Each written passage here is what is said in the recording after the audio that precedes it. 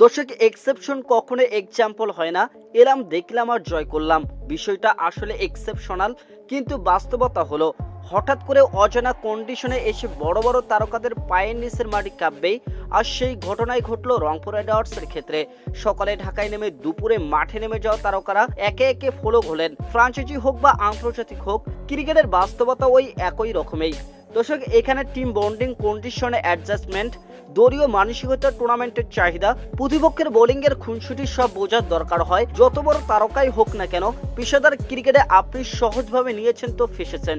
দর্শক, সকালে ঢাকায় নামা, দুপুরে মাঠে নেমে যাওয়া, ক্রিকেটে এমনটা সচরাচর দেখা যায় না। তবে ফ্রাঞ্চাইজি ক্রিকেটের বাজারে বস্তায় তারকাদের উড়িয়ে এনে সরাসরি খেলিয়ে দেওয়ার প্রবণতা নতুন কিছু নয়। কিন্তু ক্রিকেট তো বিজ্ঞাপনের বিলবোর্ড না যে নাম বড় দেখলেই কাজ হয়ে যাবে। দর্শক, মাঠে নামতে হলে দরকার প্রস্তুতি, দরকার কন্ডিশনে মানিয়ে নেওয়ার সময়। আর সেটা না পেলে বেডিং লাইনে ধস নামতে সময় লাগে না। দর্শক, কোয়ালিফায়ারে রংপুর রাইডার্স উঠেছিল শেষ 4 ম্যাচ হারের পরও। দর্শক, শুরুর টানা 8 জয়ের পরে অনেকটা ছন্ন ছাড়াই ছিল গ্লোবাল টি-20 লিগের জয় দলটির। শেষ 4-এর লড়াইয়ের জন্য তারা উড়িয়ে এনেছিল একঝাঁক তারকা ক্রিকেটার। সেখানে টি-20 দানব টিম ডেভিড, অ্যান্ড্রে রাসেলের সাথে জিমন ভেন্সিও ছিলেন। এলিমিনেটরের প্রথম ম্যাচে পাওয়ার প্লেতে রংপুর তোলে 19 রান।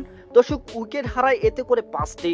এর মধ্যে ইংলিশ ওপেনার জিমন ভেন্সি 7 বলে 1 রান করে ফিরলেন। সাথে বোনাস হিসেবে সৌম্য সরকারকে দাওয়াত দিয়ে রান আউট করলেন। এসে খেলতে নামলেই হয় না, সঙ্গীর সাথে বোঝাপড়ারও দরকার রয়েছে। অস্ট্রেলিয়ার টিম ডেভিড 9 বল খেলে করলেন 7 রান।